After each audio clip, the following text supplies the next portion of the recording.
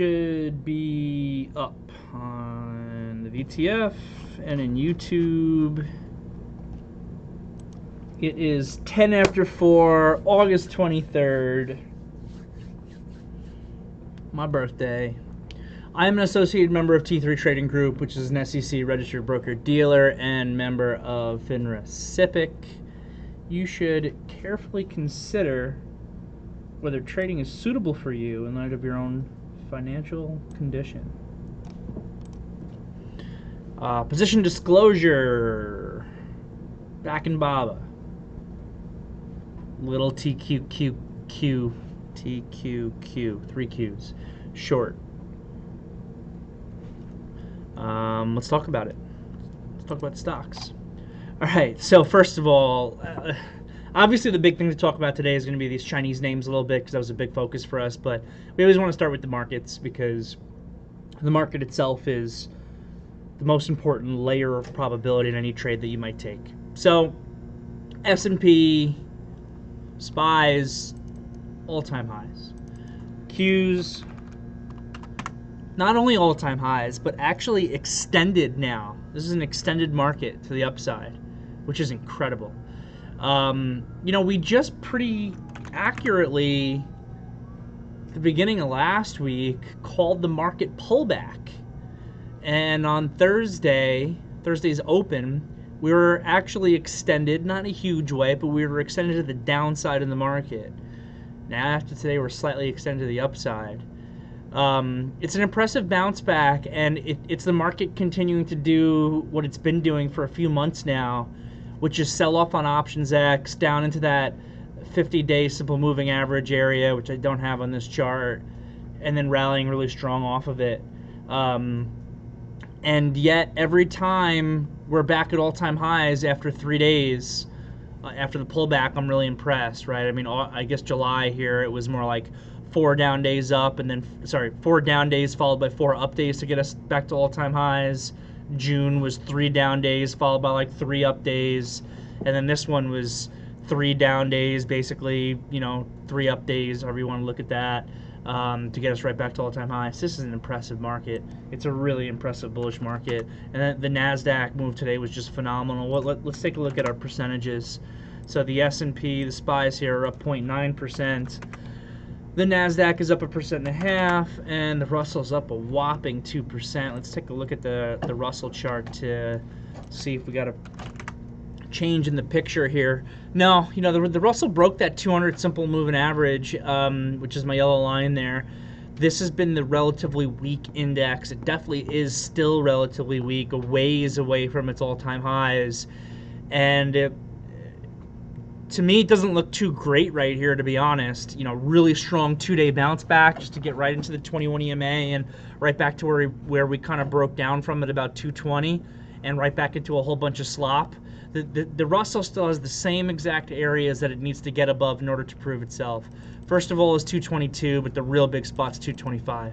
225 in the IWM is where the Russell needs to be. Our game plan this morning, and I think this was the right idea, even though we ended up having a really strong market.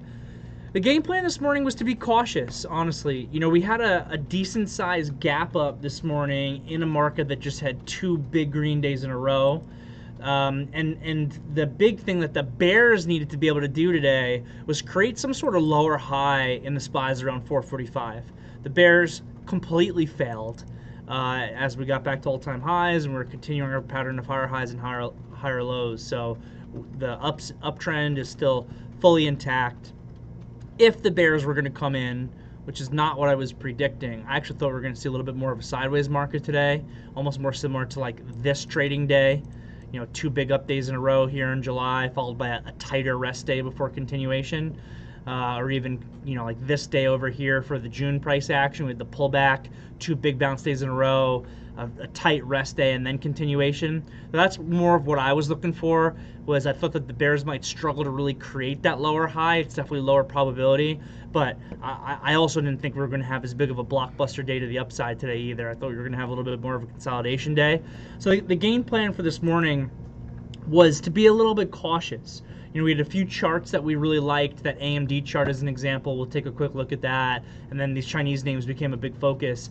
But a pretty decent sized common gap here in the SPYs into an area where the bears should really be coming in and defending this market after 2 sizable green days in a row.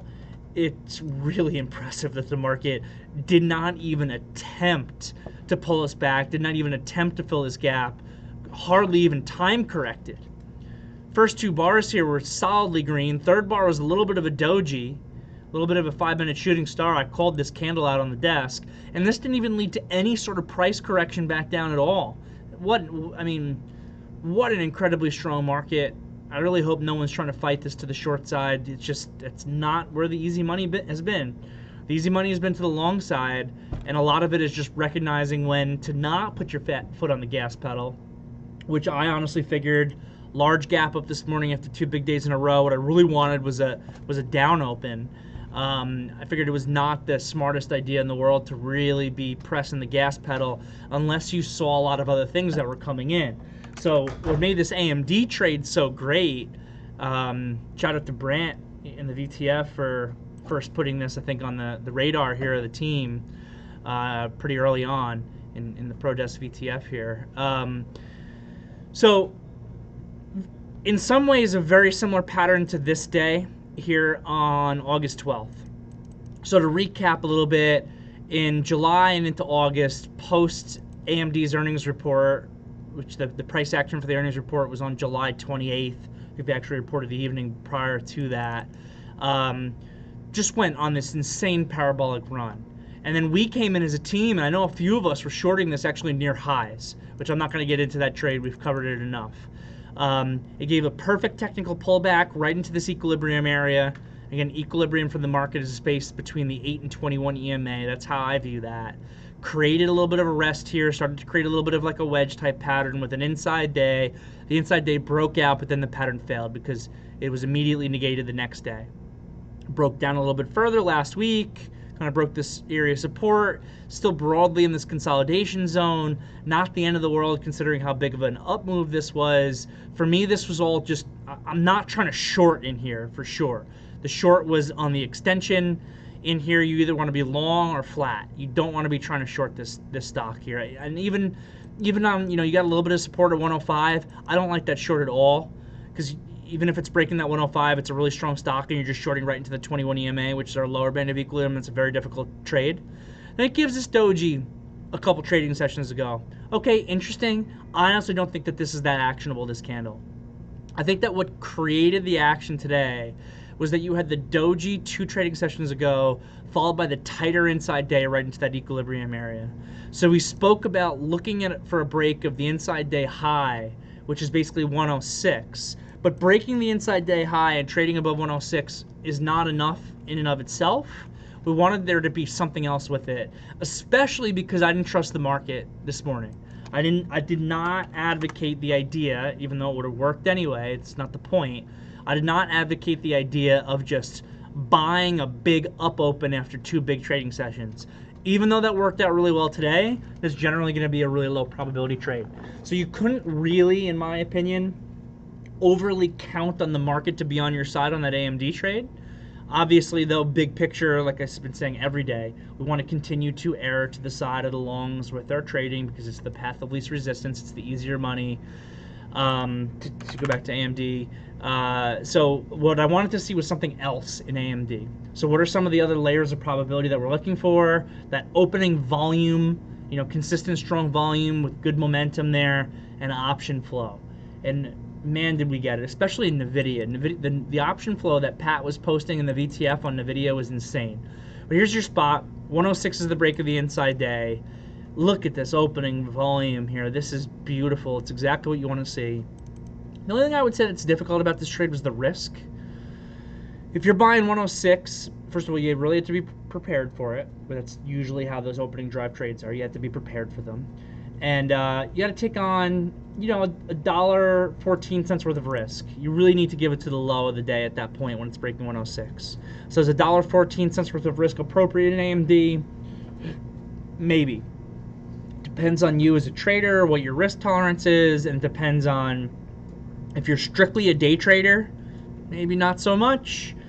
If you're a person who both day trades and swing trades, it becomes a little bit better, because if you're breaking out of this wedge type pattern, you start really clearing 110. 110 is the next kind of resistance here for AMD. You start really clearing 110, you know, you got the potential of higher prices for sure.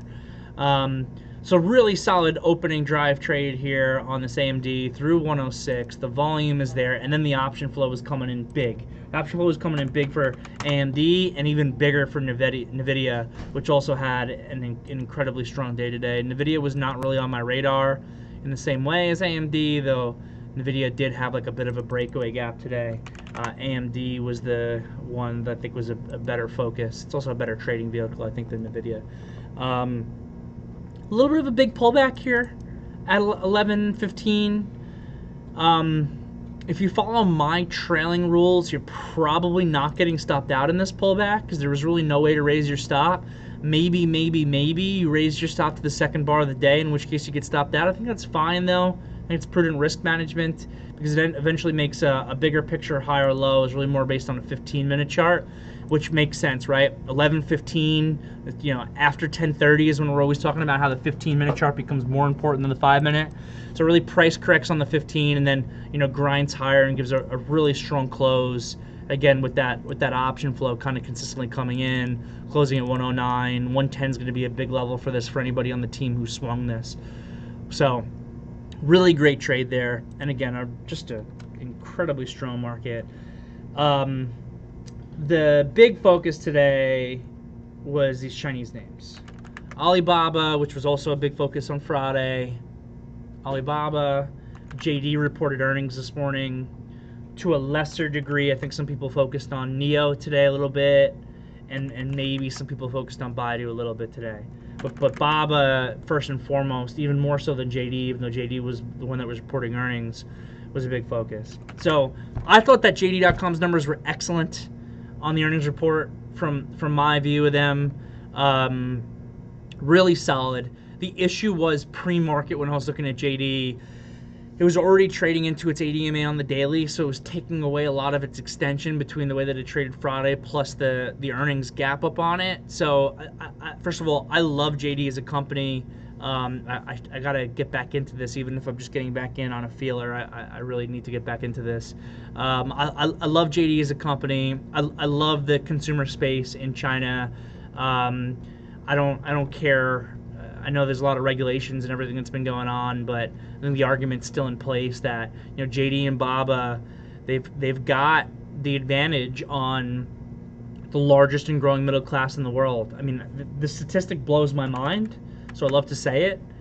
Alibaba has more users than the United States has population, which is just so insane. You know, we looked at this Baba really hard on Friday. I know I don't do an afternoon meetings. I do not do an afternoon meeting on Fridays, so we never really spoke about it too much. The algorithmic seller on the ADMA on the 5-minute chart and the way down on this thing was absolutely insane. On Friday, JD was my focus. So first of all, on Friday, these stocks got hit with some positive news that Chinese regulators or Chinese government, I forget exactly who it was. I forgot to put my hat on. I'll put it on once I'm done talking about these stocks. Or maybe I'll put it on while I'm talking about these stocks. Now I'm going to be distracted. It's going to be hard to talk about trading. So Friday, these names were a focus. For me, JD more than Baba. And that was because some news came out about the Chinese regulators, I forget who, somebody on the Chinese side working with somebody on the American side on the accounting irregularities for reporting purposes that have kind of been a constant conversation over here. Just the fact that those conversations are occurring is excellent, by the way.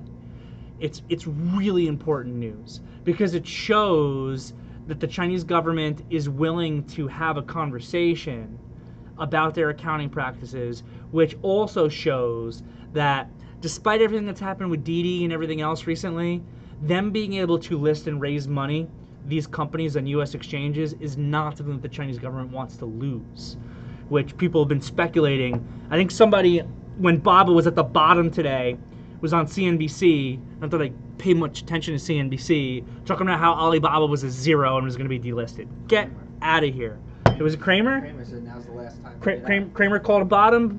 It was somebody else though. Someone, Stephen Weiss or something like that. I think someone was posting in the VTF. I don't even know who that is. There's a story behind this hat. I don't know if I'll get into the story. I thought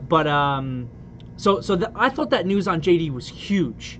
And when the news came out, let's just review this a little bit actually, because we don't do an afternoon meeting on Friday. I think it's just kind of worth reviewing. So a lot of times when I trade things based off of news, what I want to use as my stop loss is the low when the news came out. So the JD news actually came out pre-market. So this JD low here was 62.44. I don't know why that doesn't sound familiar to me. Yeah. No, that is right. 62.44. So at the open, I was able to get stock in front of this 63 for a really good price. But my stop loss was the 62.44. Because if the stock ever breaks the low of when the news actually came out, the market is negating that news and they're telling you that it wasn't valuable.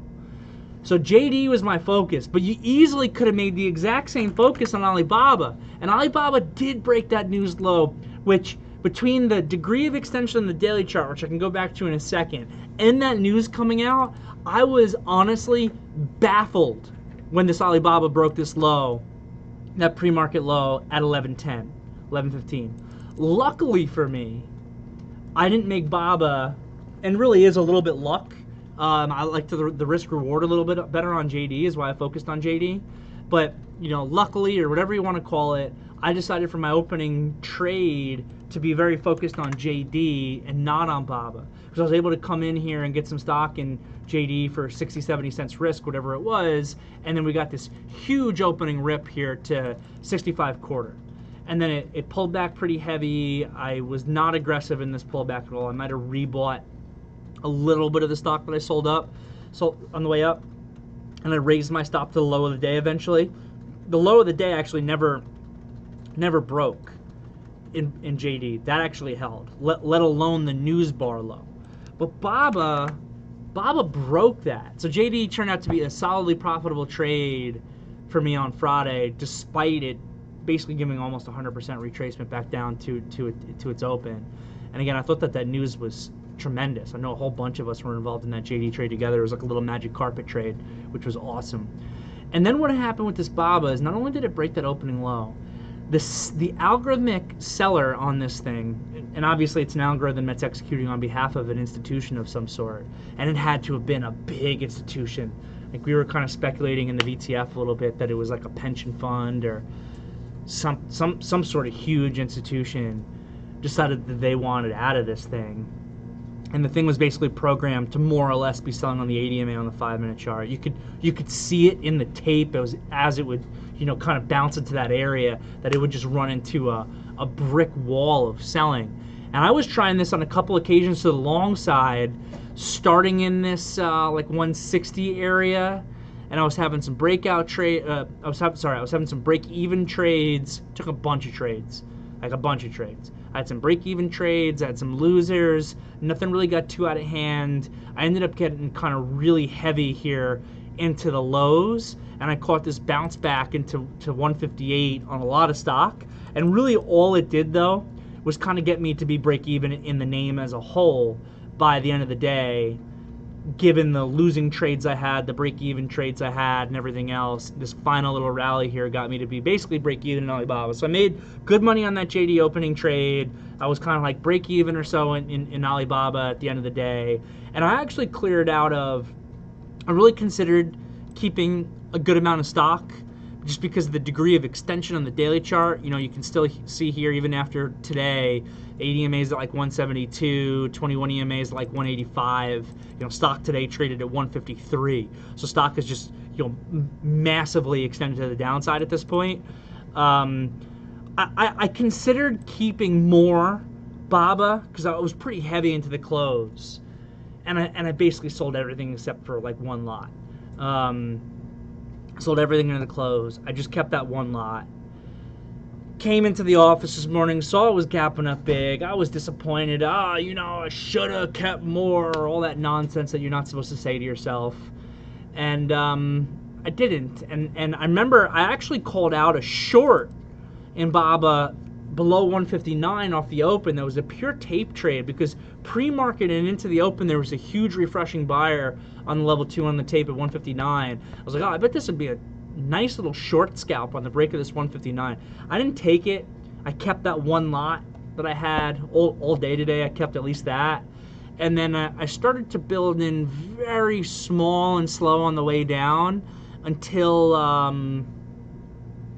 153.81. Right here was my big buy. 153.81. And I caught this bit, and my game plan, by the way, was to trade this all the way down to like 148. I would like to use one. I'd like to say 150. I wanted to have a game plan to trade it to 150, but I know how Alibaba trades, and it even did it today. Pat was talking about it when he was on the radio about how it just did not trade clean at all. If it was going to trade clean, it would have traded back up through yesterday's low here, and this would have been the bottom, and it never would have woke up. But I was even saying it into this bounce. It's like, I don't really think the bottom's done. Like, let's see if I was telling everybody in the room to book some profit into 156. I sold probably 40% of my big buy here into this up move into 146, and then was able to be rebuying stock then into this kind of down move. And then I had a few other really big bids kind of in front of 150 that I never got filled on. But when this thing finally made a higher high here at like 1050, I felt great. If the thing was honestly, even earlier, I felt great because I was heavy enough at this point where I was going to make good money if this trade started to work, but I also was not in a bad spot where if this thing broke down, I'd be in trouble. If this thing broke down and got closer to 150, I was going to continue to follow my game plan and get really heavy in a couple other spots that I had kind of game planned for myself. But being able to capture that one bigger buy at 153.81 was able to really add some size. I kind of traded it, back and forth a little bit. I mean, you can see my chart here with the executions. Yeah, this 153.81 buy right here was kind of my big buy. And then you could see me selling stock into that 156 that I was telling guys about in the VTF. Let's book a little bit of profit. And because I was able to do that, I was able to work this a little bit and be able to kind of have some, other good buys and kind of continue to kind of trade the position around. And so that was the big focus of the day. And then no coincidence, like Pat said, when the institutional bullish option flow started coming in, that was basically when we almost were starting to confirm an Alibaba bottom, or the Felipe bottom. Felipe, I know you were a lot heavier than me in this, man. Congratulations. You're probably not even here in the VTF now watching the afternoon meeting. You're probably out, I don't know, doing whatever you do when you make a lot of money. Awesome job, man. I know you crushed that. I know what your size was. I love it. I absolutely love it. And then this thing closed really well. So we'll see. I think that a price target of 175 on this bounce in Alibaba is very reasonable. That's kind of where my target is. Definitely somewhere between 170 and 180 would be what I'm looking for. Even a bounce to 180 to 185 over the course of a week or two, I think is realistic at this point. But I basically have at this point, because it closed well. By the way, perfect. Look at this.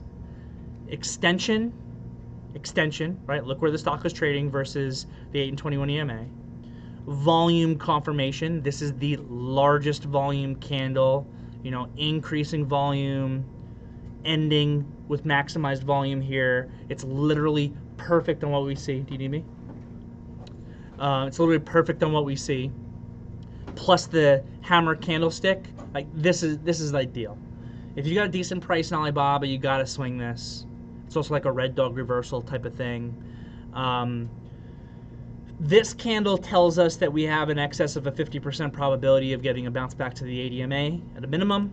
ADMA currently is at 170-150 or so, and I think we can get a little bit more than that. So I've got like a shorter term swing target at 175, and we'll see how that plays out. So just a fantastic job here for the team, for the ProDesk VTF. Just great communication across the board. Everybody was collaborating on this trade on AMD, and JD was honestly, and I didn't even bring this up. For me, JD was another catalyst. I thought the JD earnings report was excellent today. They sold this off almost. It almost seemed like they sold off JD because BABA was getting whacked, but it also almost seemed like they were selling BABA, I don't know, because they were just selling BABA because at a certain point because JD was getting hit. It was a little like a chicken and egg type of thing between BABA and JD. I couldn't believe on that earnings report that they brought this thing down to negative territory, but at the same time, it almost felt like JD wasn't actually even trading on its earnings report. It was just trading on this whole China-US, Chinese stock regulation situation that we've been going through. I love these companies. But I think that these are just great companies to own, and Jim Cramer's getting on TV saying it's your last chance to be able to sell it. Well, that's more fuel for the fire, and this other person getting on CNBC saying it's going to zero. Okay. I'm trying to think if I've got anything else for today. I think that covers it. I think that covers everything I got for you guys for the day. It was a good day today. I love some solid green P&L here on my birthday to give me a good birthday, I guess. All right, so let me go back to the VTF chat here. Thanks, Brian. Thanks, Lee. Thanks, David. Thanks, John. Thanks, Chris. Let me see what questions you guys got for me. Yeah, so Brant accurately bringing up, and that was the one thing I said about it, was that the AMD risk here was a lot if you took this trade. You bought through 106, you got a risk of $1.14. And that's why I say it depends on your time frame. I don't like that risk if you're a pure day trader. But if you have the ability to be keeping positions overnight and you recognize that this break could lead to a bigger catalyst, that's the break of this wedge, then I think all of a sudden you're looking at a much bigger risk reward that makes the $1.14 risk worth it in AMD. Michael asking about Tesla. Yeah, I didn't look at Tesla today too much, but I did see that we were also seeing big option flow coming back into Tesla. I thought that Tesla got sloppy when it got back below 700, but now it's recaptured 700, so maybe it should be something that's on the radar. Again, Tesla was not on my radar at all for today's trading session. I had no reason for it to be. Until Pat started posting all that bullish option flow that was coming in, because it's one of our important layers of probability that we're paying attention to as a team, that institutional order flow. But at that point, though, I had my hands more than full between my current positions and being absolutely focused on BABA, so I never actually went to Tesla. But the fact that Tesla's back above 700, did it on good volume today, Tesla's looking the best it's looked since it broke down. So probably one to keep on the radar, though I do think it's a little bit of a tougher trade. Rich here. Derrick, can you please explain your BABA purchase at 10:05 a.m.? Was that the bigger buy I took that I called out? 10:05. Oh, that's this one. What's this low here? 153.10. I think I bought 153.31. You bought the quick down ticket, sold some 5 minutes earlier. Did you just... I was on the bid, yes. I was on the bid. Every buy order that you saw, I believe I was on the bid for every buy order that I did. And every sell order I did, I was on the offer. And that's how I tend to trade, by the way. The only time I ever take liquidity is if it's a pure momentum trade. I am always trying to provide liquidity. For someone who's on a professional trading account with direct market access, there's a big cost difference between providing liquidity and taking liquidity. I get paid for putting liquidity into the market. I have to pay to take liquidity from the market.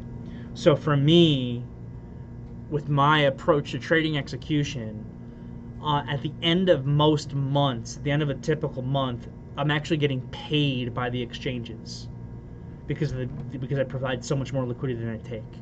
So the bids that I have in place are game plan bids, and they're game planned offers. I know where I want my bid. I know where I want my offer, and that's what I'm doing there. So yeah, that was a bid that I put in. Yeah, and to be fair, the purchase that you're talking about here, which is this one, this is much less stock than when I bought here. And some of what I'm doing here is I'm rebuying stock that I sold on the way up. So this wasn't really an ad so much as it was a rebuy. And we spent a decent amount of time talking about the difference between the two. I had ads in place in my game plan that were big ads. I had bids at 152.31, 151.81, 153.31, and 150.31. That would have been real ads on real size. The only really big ad I took today was on this 153.81. And again, what you guys want to think about, what I'm constantly advocating to you guys, and it's not so much the way I did it. You got to kind of figure it out for yourself a little bit, because we're all dealing with different sized accounts, and some people are on retail accounts, some people are on professional accounts. I'm on a professional account, so these all can affect the type of game plan that you build for yourself. But you got to have a game plan. That's the key to success in trading, is rules, because rules create consistency, and a game plan, because a game plan is the manifestation of those rules. And specifically, you have to have a game plan that's focused on risk management and money management. It's the key to the business. I can't emphasize it enough. To the point where I should probably repeat all that, right? You have to have rules, because rules create consistency. And you have to have a game plan for your trades, because a game plan is the manifestation of your rules. And those rules need to be specifically focused on risk management and money management. And that's what I'm explaining to you guys. For myself, for my account size, for where I am in my trading career, I've got pretty big P&L swings. I can take pretty good size on trades. I had a game plan that was in place to build in a position into 150 and give it room down to about 148 or so. That was kind of the game plan that I had for myself on this position, and worked out pretty well. Not as good as Felipe, though. I think Felipe's gone for the day. So someone can tell him tomorrow that we were talking about him in the VTF. Yeah, I got one of the traders here, I don't know if he's watching the meeting, sent me this hat, which I appreciate, because I told him I've never baked anything in my life. And he said, all I need is some flour, some eggs, and a good hat. He said, I'll send you the hat. But now I think he wants me to bake for him, so I don't know. Sebastian here, following up with a question I asked you some lives ago, where you said that in A+ setups you risk 10x, probably like a C setup or whatever. How often do you find them?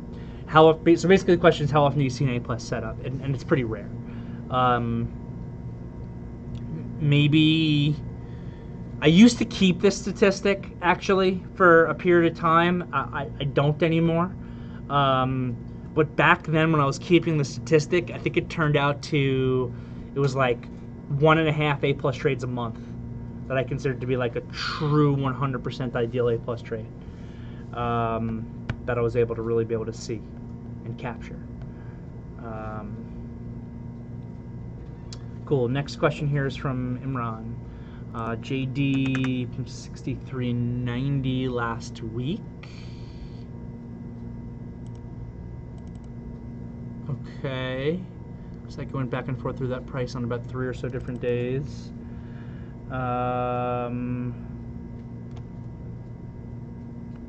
Oh.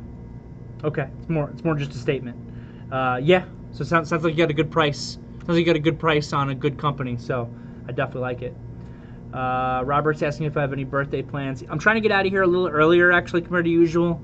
I'm pretty regularly at the office till like 7 o'clock or so Eastern time. I'm planning today on leaving basically as soon as I'm done with this meeting. Wife and I are going, I think, to a French restaurant or something like that. But I want to get, well, she works from home, so I want to kind of get out of here and get myself a little massage first, actually. I'm really sore from, I've been getting back in the gym. I've been doing a lot of sparring again recently. And I got, one of my brothers is training for a big black belt test where he's got to fight 12 rounds in it, so I'm helping train him. So I was just in the ring sparring him on Friday, sparring him on Sunday, and I also spent basically all of Saturday and Sunday carrying around these 50-pound sandbags at my dad's house. And my dad's house during Hurricane Sandy had 6 feet of ocean water in the first floor of the house, not even a basement. It ruined everything. And while we weren't expecting it to be as bad as Sandy was, you know, building out some sandbags could have maybe saved a lot of damage. So I spent all of Saturday lugging around these 50-pound bags of sand, and, you know, putting them around the doors of the house. And then I spent all day Sunday during the storm, in the rain, once we realized that the tide surge wasn't going to come up, putting them back. So and then I went and sparred. So I'm pretty sore. I was thinking about getting myself a massage. Anyway, next question is on BTBT. Let's take a look at it. So I don't know anything about this BTBT except it's a crypto-related stock. And I know that I bought it on this day, below the low of the day, pre-market, at 475. And I was out of the whole position by, I think, 750, and I thought I was a genius. And now we're talking about a pullback here to 1140. I don't know the company well enough to really have a thesis on it. Obviously, it's going to move a little bit on crypto. And Bitcoin just had a huge run, broke 50,000, I think, came back below 50,000 now. So curious to see if that's a shakeout on the upside, the same way the break at 30,000 was a shakeout on the downside. So Mara, Riot, some of these names were gapping up really big this morning. You know, this thing had a parabolic move. It had about a 50% retracement of it. I think it just needs to build out a pattern a little bit more. I don't think I have enough information fundamentally or technically to really have a big thesis on it. I can say, from a technical perspective, you do want to see it hold this 1050 low. So we'll see if it's able to do that or not as it builds out a pattern. Marty asking on Veru, V-E-R-U. Closed over the 50-day for the first time since March in phase 3 clinical trial, prostate cancer. Thoughts? Okay. This name has definitely come across my radar. I can let you know for sure, I don't like to trade biotech stocks as kind of a rule, just because I don't feel like I have enough information. And it's always the biotech stock that's the stock that's up 400% or down 95%. You know, you walk in one day and it's up 400% or it's down 95%. And as much as I would love to walk in one day and have a position 400% in my favor, I'm not willing to risk it being down 95% and ruining my career. I'm not going to be sitting around doing and poring over science research when I don't have an expertise on it to try to create an opinion for myself on any biotech stock. So I don't do it. The only ones that I've ever really had major interest on was the gene editing technology. I had big swing positions at one point in CRISPR and edit, which I no longer have those positions on. So from a fundamental perspective, I've got no opinion for you here. A technical perspective, again, I don't have the 50-day on this chart. Trading above or below a moving average is not necessarily as important as the slope of that moving average. So I'd be curious to know if the slope of the 50 is, you know, downward or sideways or upwards or whatever. That's giving you some sort of time frame continuity. Yeah, I'm trying to guess looking at this chart, and I can't. This was one of those names. The reason why it's on my radar is because this is one of the stocks that had gone parabolic in February. So I don't know enough about it from that fundamental perspective to say anything about it. From a technical perspective, it's a good 3 days in a row here, and it seems like a lot of those speculative stocks that had the bubble runs in February caught big bids today. And that's bullish. That's what I want to see. I want to see the speculative names moving, right? Let's take a quick look. Palantir had a strong day today. What about Triple D? Triple D had a strong day today. SoFi, which is beaten up, had an okay day. What about like a Wish? Yeah, Wish, just a garbage inside day today. What about like a Jumai? That's a speculative name. Okay, caught a little bit of a bid. What about like B-Fly? B-Fly, big day today. Big day today in B-Fly. What about FSR? Oops, mistyped it. FSR, a little bit of a bid today. So we saw that some of these speculative type stocks caught pretty big bids today. VERU is also one of those names, also caught a bit of a bid today. It's looking better. The question is, can these be sustained?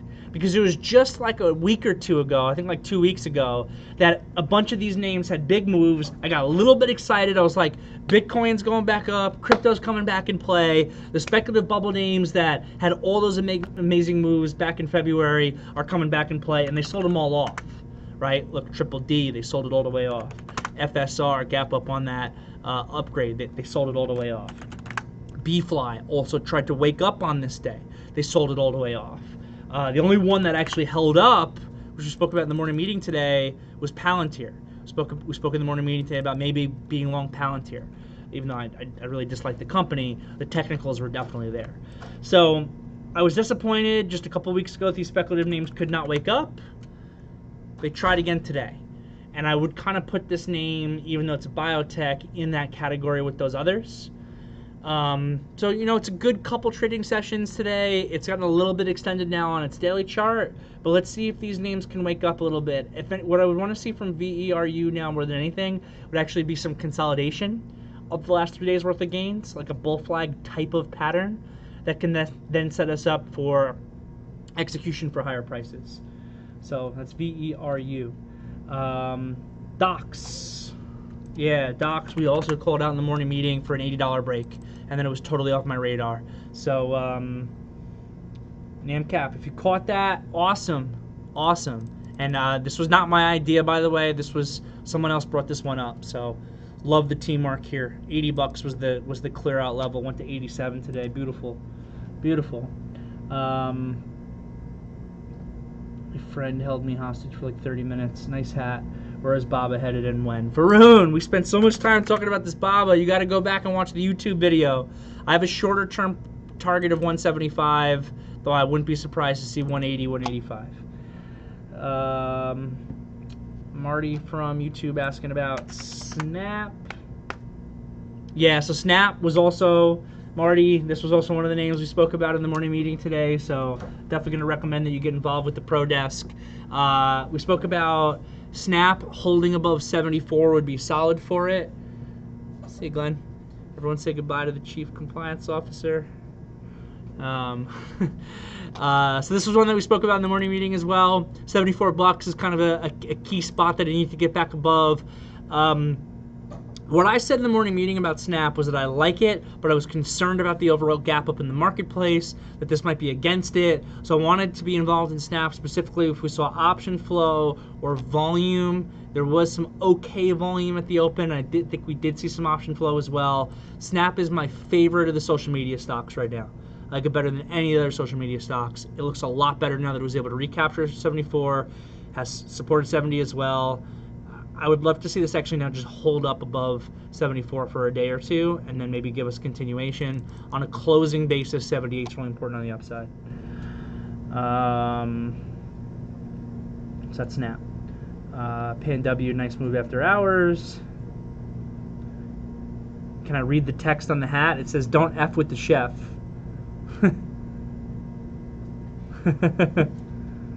All right, gang. It's almost 5 o'clock. I'm going to end the meeting here. Awesome day today. Awesome start to Monday here, where usually things start getting slower. Great call outs. So many things that we were looking at today, you know, worked. Great collaboration in ProDesk. Let's keep that up. Everybody have a great evening. I'll see you all tomorrow morning. Thanks.